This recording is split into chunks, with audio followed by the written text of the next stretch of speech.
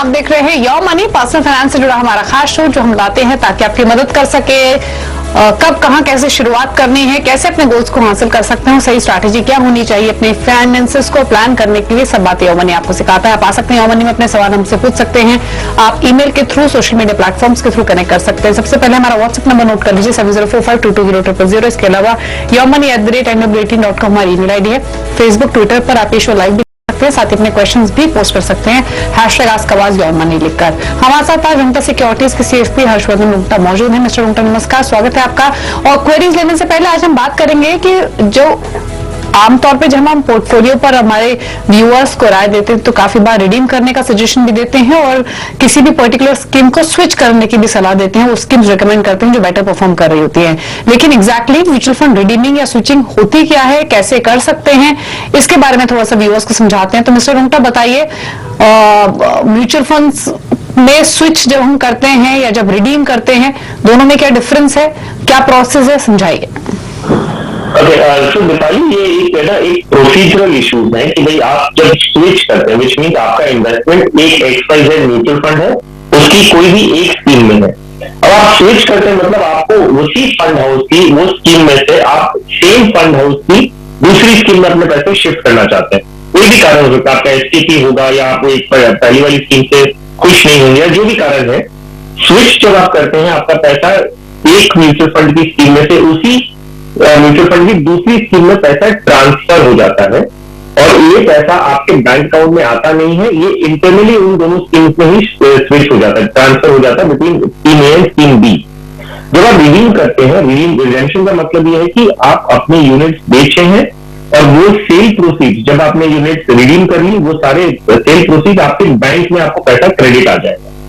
हालांकि जब आप स्विच करते हैं उसका भी प्रोसेस अगर स्टेप बाय स्टेप देखें तो यही होता है कि आपने एक स्कीम में जिसमें इन्वेस्ट कर रखा था वहां से आपने यूनिट्स बेचे हैं और दूसरी स्कीम में आपने यूनिट्स खरीदे हैं। तो प्रोसेस वही है, सिर्फ इतना है कि पैसे आपके बैंक अकाउंट के अंदर नहीं आता है और ये इंटरनली उसी फंड हाउस की दो स्कीम के बीच में चेंजेस ट्रांसफर हो जाता है। तो स्विच और रिडेम्पशन में ये बेसिक एलिमेंट है। अब 3-4 चीजें हैं जो लोगों को ध्यान में रखनी चाहिए जब आप ये ट्रांजैक्शन करते हैं।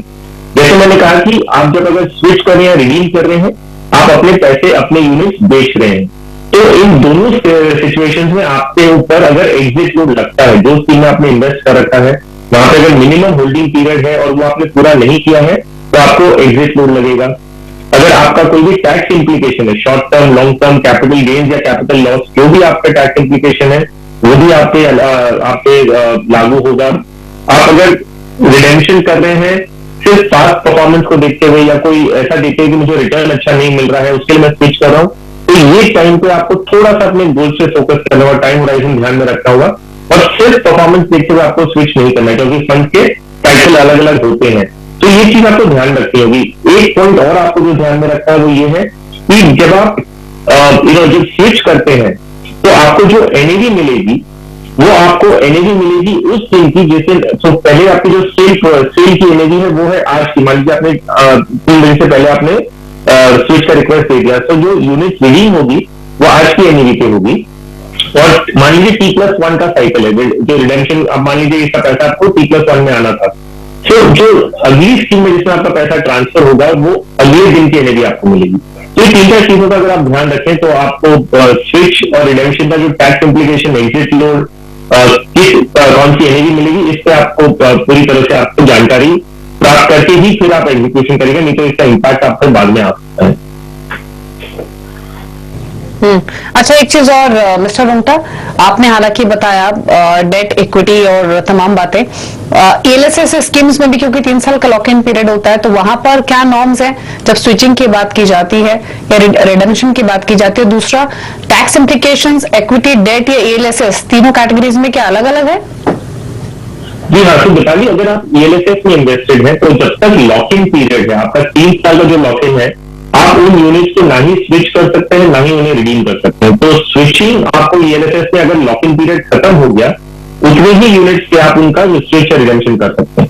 जहां तक टैक्सेशन की बात है, जैसे मैंने कहा कि स्विच या रिडेम्पशन दोनों का फर्स्ट ले यही है कि आपने अपने यूनिट्स बेचे हैं। अगर आप अपने यूनिट्स बेच देते हैं, सेल करते हैं, विच इज रिडेम्पशन, तो उससे जो भी टैक्स इंप्लीकेशन है वो आना है। तो डेट फंड्स में अभी जो नए नियम है, हम अगर ग्रैंडफादरिंग क्लॉज हटा दें और जो नए नियम है 1 अप्रैल 2023 से जो नियम है वो ये है कि आपका जो भी गेन्स होगा, अगर आपने ऐसी कोई स्कीम में इन्वेस्ट किया जिसमें इक्विटी एलोकेशन 35% से नीचे है, तो पूरा आपका शॉर्ट टर्म कैपिटल गेन ही माना जाएगा, उसमें तो लॉन्ग टर्म कैपिटल गेन है नहीं। अगर आपके इन्वेस्टमेंट 31 मार्च 2023 के पहले किए हैं तो उसमें आपको ग्रैंडफादरिंग क्लॉज है, विच मीन्स उसके उन यूनिट से जो भी गेन होगा आपको वो लॉन्ग टर्म या short term depending on your holding period और टैक्स उस हिसाब से लगेगा।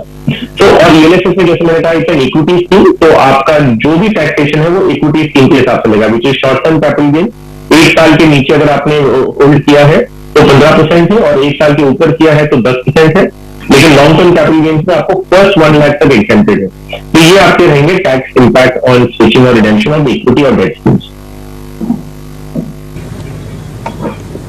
ओके, चलिए, तो ये सजेशन आपको दिया गया है। अगर अभी भी आपको कोई कंफ्यूजन है किसी भी तरीके का रिडम्पशन या फिर स्विचिंग को लेकर, क्या प्रोसेस को लेकर कोई कंफ्यूजन है, तो आप अपने सवाल हम तक भेज सकते हैं।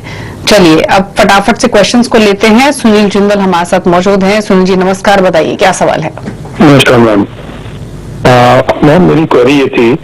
नमस्ते, पूछिए अपना क्वेश्चन।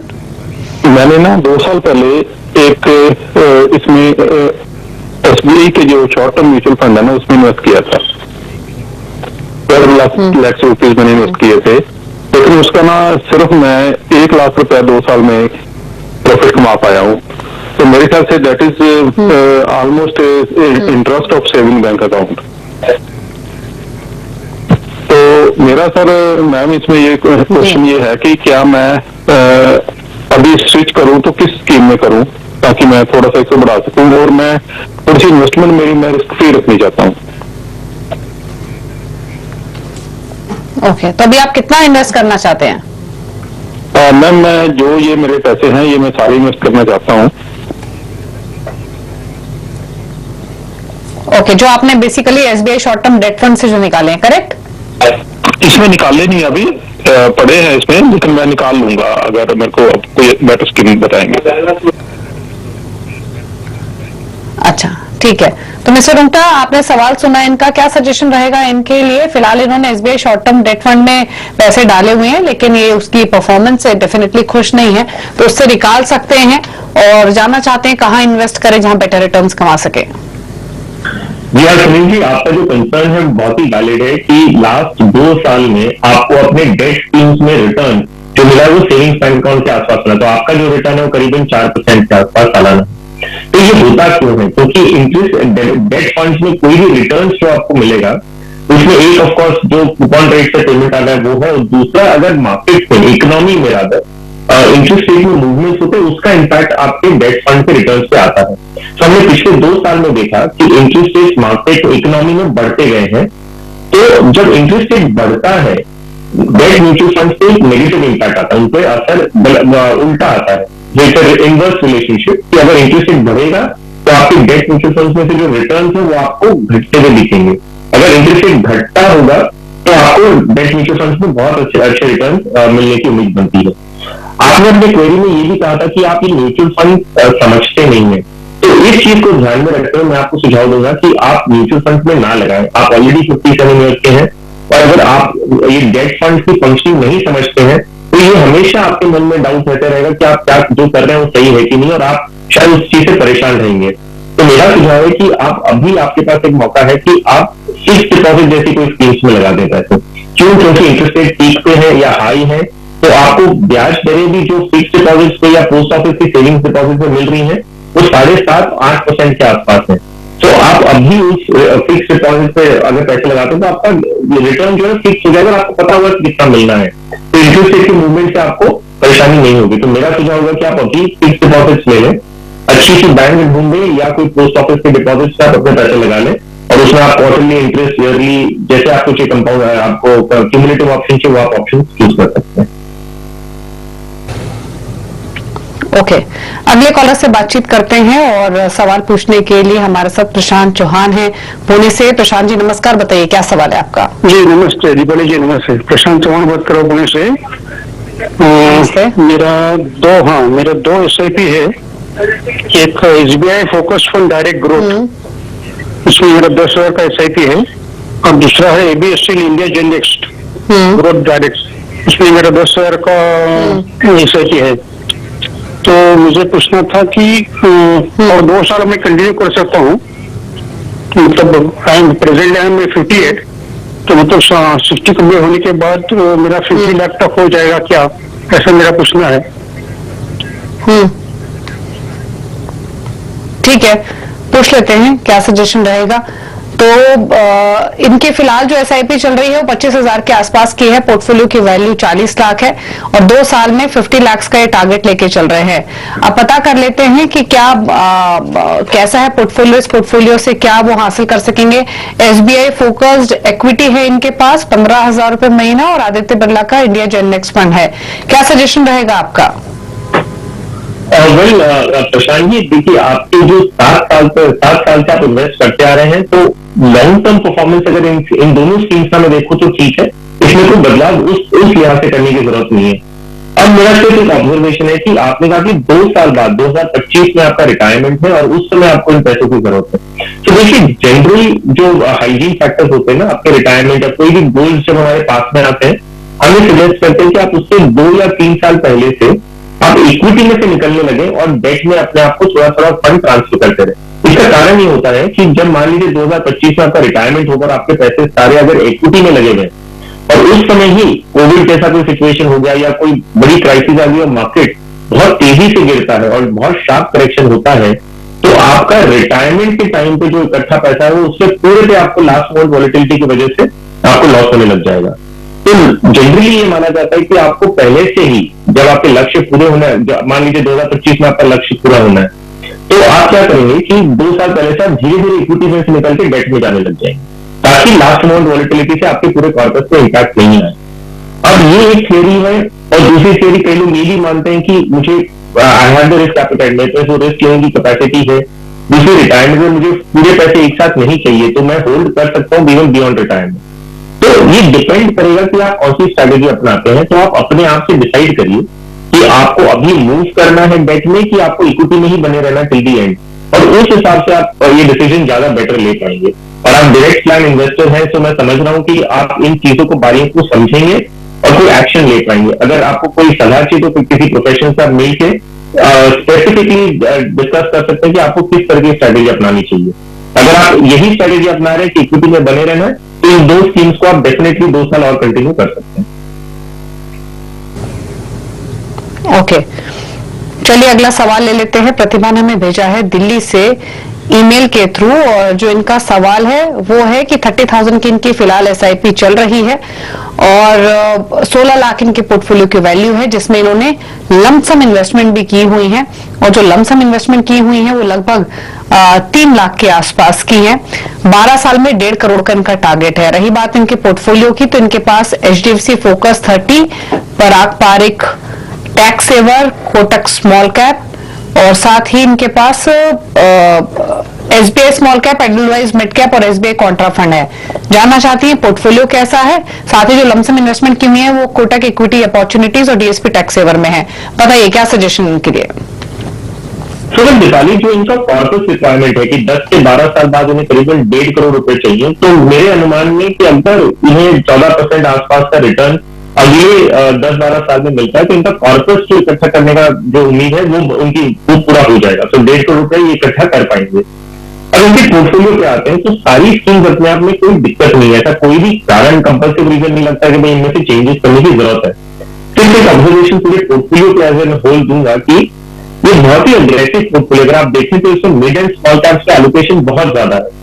और अगर प्रतिभा जी आपने बहुत कॉन्शियसली डिसीजन लिया है कि आपको मिड एंड स्मॉल कैप्स में एलोकेशन ज्यादा रखना है, तब कोई दिक्कत नहीं है, आप ये पोर्टफोलियो कंटिन्यू कर सकते हो। लेकिन मैं ये सवाल क्यों पूछ रहा हूं आपसे, कारण ये है कि कई पोर्टफोलियो हम देखते हैं कि लोगों को मिड एंड स्मॉल कैप ये सबका फर्क नहीं समझ में आता। सिर्फ ये देखते हैं कि पास्ट का रिटर्न कौन से स्कीम में अच्छा दिया, वो भले स्मॉल कैप हो सकता है, लेकिन ये समझना होगा स्मॉल कैप और मिड कैप में रिस्क भी थोड़ा ज्यादा होता है, तब जाके थोड़ा ज्यादा रिटर्न मिलने की उम्मीद बनती है। अगर आप इस फैक्ट से इस इंफॉर्मेशन से वाकिफ है और इसके बावजूद आपने mid and small cap aggressive portfolio बनाया है तो बेझिझक कंटिन्यू करिए। अगर वो इरादा नहीं था आपका तो प्लीज आप एलोकेशन को ध्यान में रखते हुए अपने पोर्टफोलियो में थोड़ा बदलाव करने की जरूरत पड़ सकती है। तो आप देख लीजिए किस तरह से आपने डिसाइड करके बनाया है और उस हिसाब से आप फिर उसके बाद का एक्शन लीजिएगा। ओके, चलिए, तो आपके पोर्टफोलियो को लेकर सजेशन दिए गए हैं, वो इम्प्लाई कीजिए और इन्वेस्टेड रहिए। चलिए रुक लीजिए साथ एक ब्रेक के लिए, ब्रेक के उस पर कुछ और सवाल आप देखते रहिए योर मनी।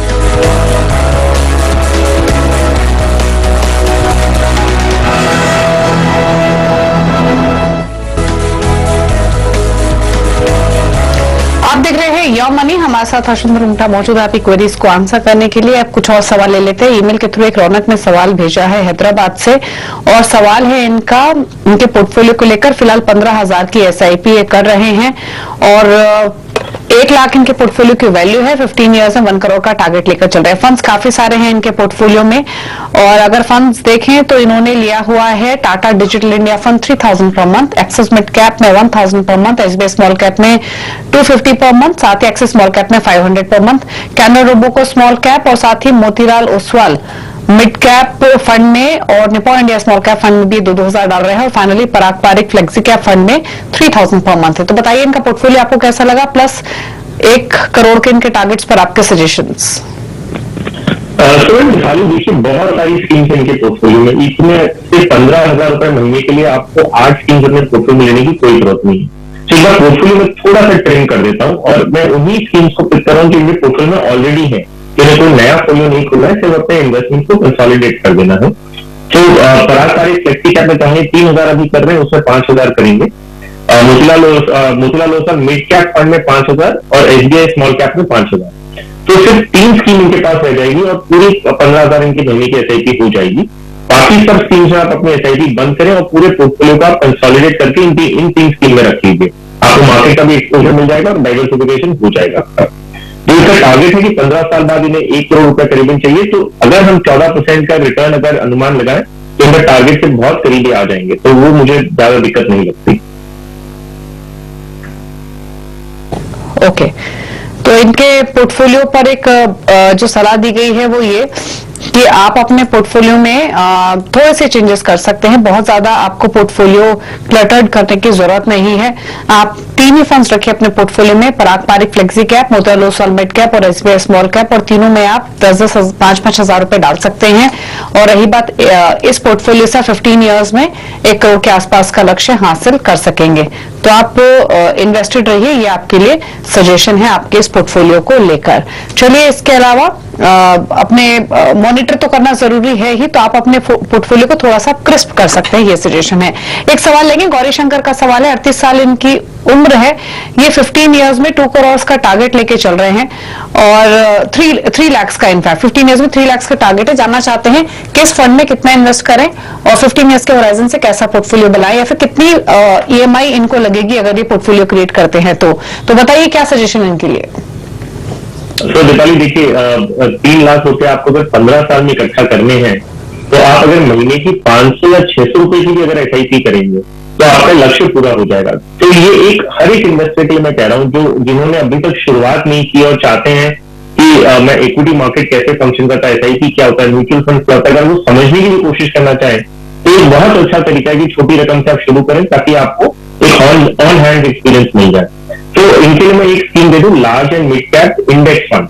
तो देश की जो सबसे बड़ी 250 कंपनियां हैं वो इनके पोर्टफोलियो में आ जाएगी पूरी। तो Edelweiss Nifty large mid cap 250 index fund में निवेश कर सकते हैं, क्योंकि इंडेक्स फंड है, मॉनिटर करना, ये सब ट्रैक करना आसान होगा इनके लिए। तो ज्यादा फेर बदलाव करने नहीं होंगे based on fund performance etcetera, जो इंडेक्स का रिटर्न है वो इनको मिलेगा। तो ये एक स्कीम है जिसमें लार्ज एंड मिड कैप सारी कंपनियां आ जाएंगी।